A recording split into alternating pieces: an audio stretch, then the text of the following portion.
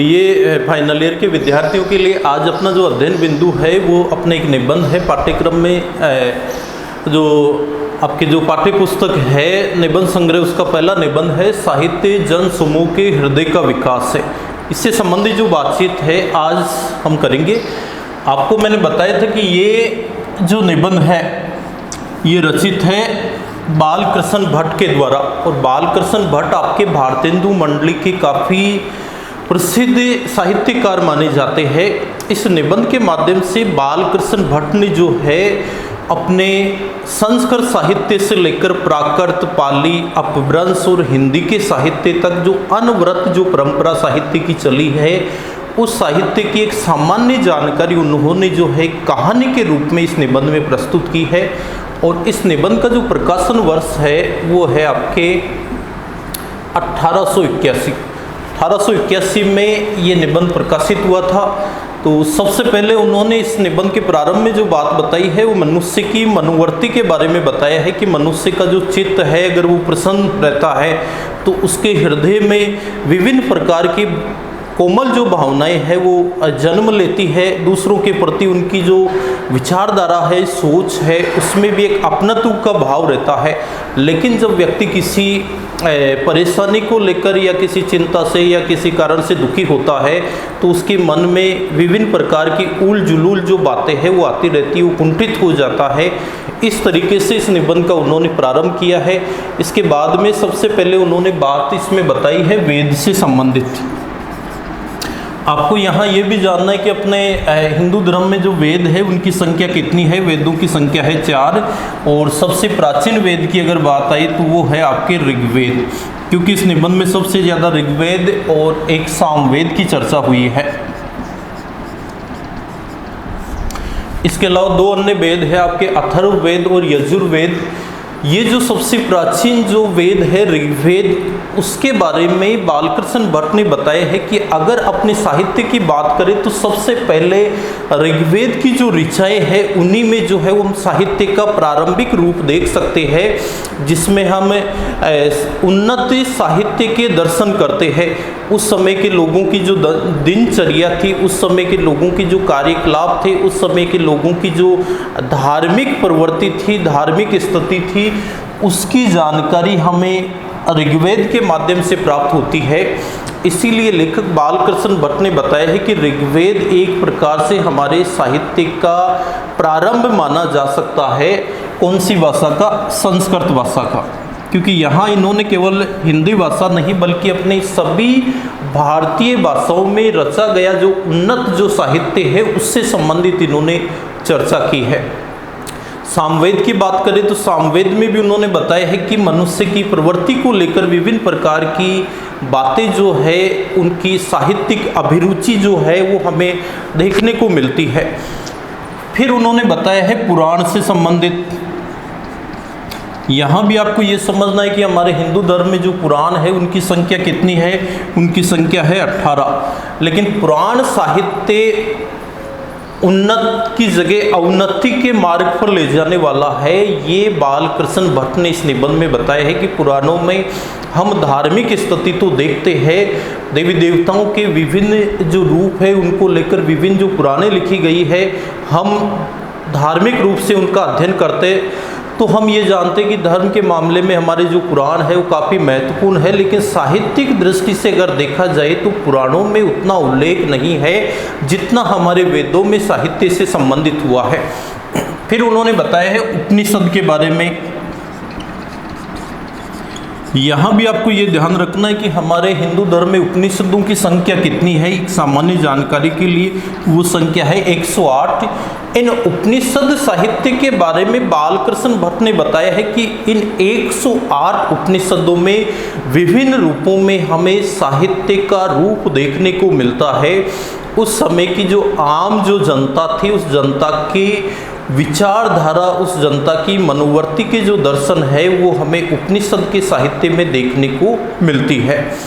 फिर इनके अलावा उन्होंने बताया है कि ये जो हमारे 3 प्रमुख जो धार्मिक ग्रंथ हैं ये साहित्य के प्रारंभिक रूप होने के बाद में सबसे प्राचीन और सबसे पहले हमारे जो महाकाव्य माने जाते हैं रामायण और महाभारत, रामायण और महाभारत।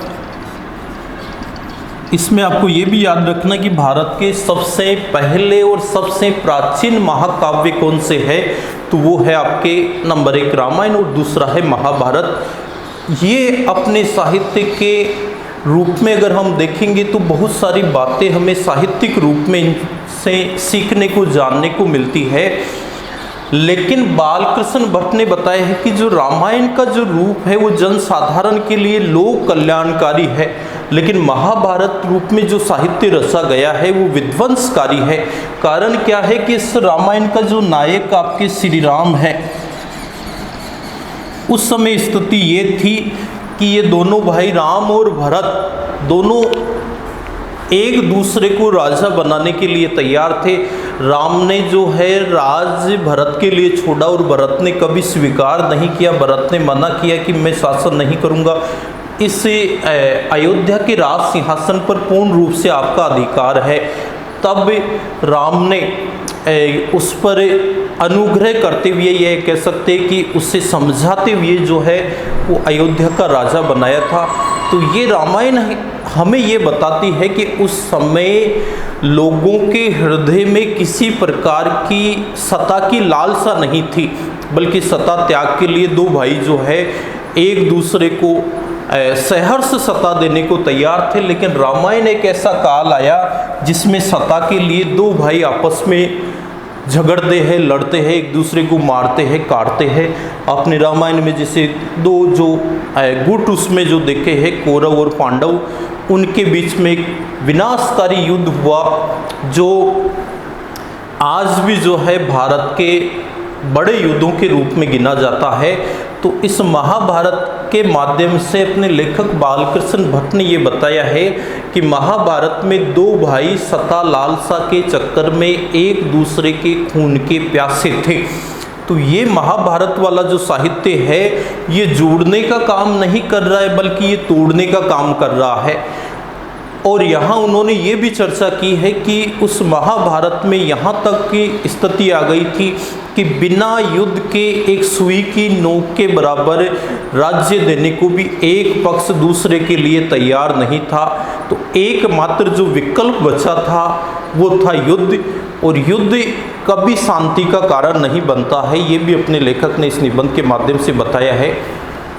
एक इसमें छोटी सी बात इसमें ये बताई है एक अर्ध सत्य घटना के बारे में कि जब महाभारत का युद्ध चल रहा था और अश्वत्थामा जो है लगातार जो पांडव है उनकी सेना को नष्ट कर रहा था, तो श्री कृष्ण ने युधिष्ठिर से कहा कि ज्येष्ठ भ्राता आप ही हो जो इस समय अश्वत्थामा को रोक सकते हो। युधिष्ठिर ने कहा कि जैसा आप कहेंगे केशव, मैं वैसा ही करूँगा। तो श्री कृष्ण ने कहा था कि आपको महाभारत के युद्ध के दौरान जो गुरु द्रोणाचार्य है उसके पास जाकर जोर से ये घोषणा करनी है कि अश्वत्थामा मारा गया, और धीरे से ये बोलना है कि नर या कुंजर, क्योंकि उस महाभारत के युद्ध में अश्वत्थामा नाम का एक कुंजर, कुंजर का अर्थ होता है हाथी, हाथी भी था। ये बात अगर तुम धीरे से बोलोगे तो तुम्हारे सत्य की रक्षा भी हो जाएगी। और जैसे ही द्रोणाचार्य ये बात सुनेगा कि उसका बेटा मर चुका है तो उसी समय उसको युद्ध से विरक्ति हो जाएगी और हम द्रोणाचार्य को आसानी से मार देंगे। तो युधिष्ठिर ने पहले मना किया कि मैं ऐसा नहीं कर सकता हूँ, लेकिन श्री कृष्ण के समझाने पर उसने यही किया कि द्रोणाचार्य के पास जाकर जोर से ये उद्घोषणा की कि अश्वत्थामा मारा गया, और धीरे से ये बोला कि नर या कुंजर। ये बात द्रोणाचार्य ने सुनी नहीं। तो लेखक ने ये बताया है कि ऐसी जो काल्पनिक घटनाएं हैं, ऐसी जो बेईमानीपूर्ण जो नीति थी, ऐसी जो अर्ध सत्य की जो बात इसमें बताई गई है या पूर्ण असत्य की जो बातें हैं वो महाभारत से शुरू हुई और धीरे धीरे लगातार उसका जो विध्वंसकारी जो रूप है वो अपने भारत में एक के बाद एक फैलता ही चला गया। इस कारण से उन्होंने बताया कि महाभारत और साहित्यिक दृष्टि से हम उसको लोगों के कल्याण की दृष्टि से हम उसको महत्वपूर्ण नहीं कह सकते, क्योंकि उसमें युद्ध रूपी जो भयंकर जो विनाश हुआ था वो कभी भी शांति का कारण नहीं बन सकता है। इसके अलावा इसमें एक ईसा मसीह का भी उदाहरण दिया है।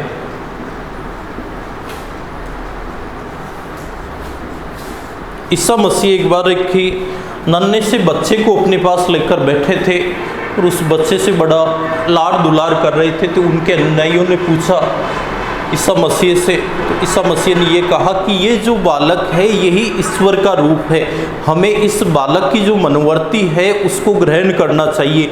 इस बालक के मन में जो एक प्रकार की जो कोमलता है, बालक के मन में जो सच्चाई है, उस सच्चाई को हमें ग्रहण करना चाहिए, क्योंकि इसकी दृष्टि में सभी मनुष्य बराबर है। तो ईसा मसीह ने ये संदेश दिया था अपने अनुयायियों को, अपने शिष्यों को या ईसाई धर्म के मतानुयायियों को, कि हमें सच्चाई के रास्ते पर आगे बढ़ना चाहिए। तो लेखक ने यह बताया है कि साहित्य का ये जो रूप है ये जन कल्याण की दृष्टि से काफ़ी महत्वपूर्ण है और लोगों के हृदय में मानवीय गुणों का संचार करने वाला है। इस संस्कृत साहित्य के बाद में अपने जो साहित्य आया वो था प्राकृत साहित्य।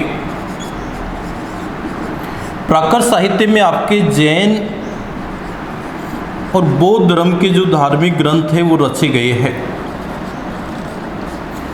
लेकिन लेखक बालकृष्ण भट्ट की दृष्टि से ये जो साहित्य है ये एक प्रकार से संस्कृत की जैसे विशुद्ध साहित्य नहीं है, बल्कि इसमें अनेक प्रकार की बुराइयां आ गई थी। क्योंकि प्राकृत शब्द का शाब्दिक अर्थ उन्होंने बताया है अपने निबंध में कि नीच लोगों की भाषा।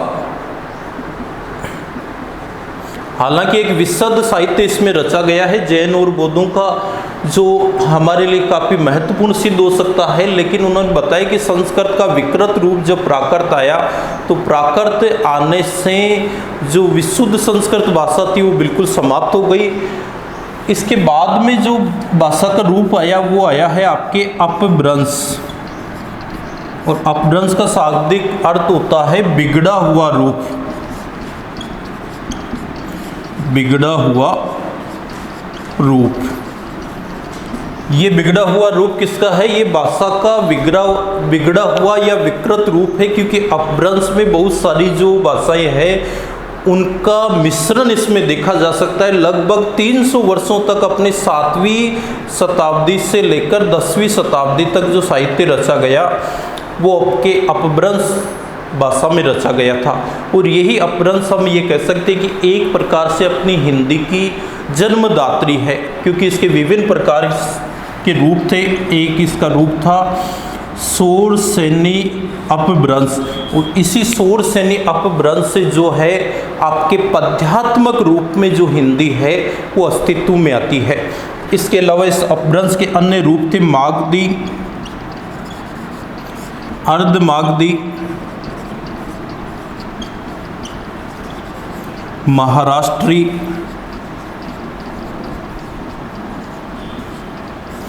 ये विभिन्न रूप जो है वो अपभ्रंश भाषा के थे। लेकिन सबसे महत्वपूर्ण अपनी हिंदी की दृष्टि से शौर सैनी अपभ्रंश को बता सकते हैं, क्योंकि इसी से अपनी हिंदी का प्रारंभ माना जाता है। और इसके बाद में कालांतर में जिस साहित्य की उन्होंने जो चर्चा की है अपने इस निबंध में, वो 2 काव्य ग्रंथों की चर्चा की है। एक है आपका पद्मावत और दूसरा है पृथ्वीराज रासो, जिसको इस निबंध में उन्होंने रासो की जगह रायसा शब्द काम में लिया है। अब इन दोनों के रचनाकारों के बारे में भी आपको जानना है कि ये पद्मावत तो आपके लिखा है जायसी ने, इसका पूरा नाम है मलिक मोहम्मद जायसी, और पृथ्वीराज रासो लिखा है कवि चंदवर दाई, जो पृथ्वीराज चौहान का मित्र था और उसका राज कवि था। तो उन्होंने बताया है कि पद्मावत अपने समय का काफ़ी प्रसिद्ध काव्य ग्रंथ माना जा सकता है, क्योंकि रस की दृष्टि से पद्मावत काफ़ी महत्वपूर्ण है, जिसकी चर्चा अपने निबंध में हुई है। विशेषकर जो पद्मावत आपके हैं इसमें श्रृंगार रस का चित्रण हुआ है, और कल्पना का जो समावेश है वो पद्मावत में सबसे ज़्यादा हुआ है। इस पद्मावत का जो प्रकाशन वर्ष है आपके वो भी ध्यान में रखना है 1540। और ये माना जाता है कि जब तुलसीदास ने हिंदी में रामचरितमानस लिखा था, उससे पहले का सबसे सर्वश्रेष्ठ हिंदी का जो महाकाव्य था वो जायसी का पद्मावती था, जो चित्तौड़ के राजा रतन सिंह या रतन सेन पर आधारित है।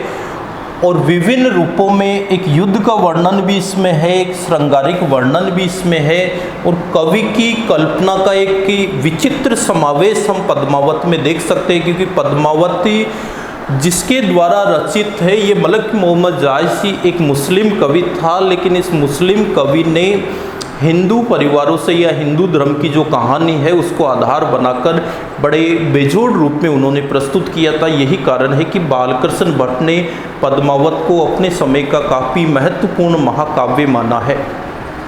अपनी चर्चा में उन्होंने पृथ्वीराज रासो को उतना महत्व नहीं दिया है। क्यों?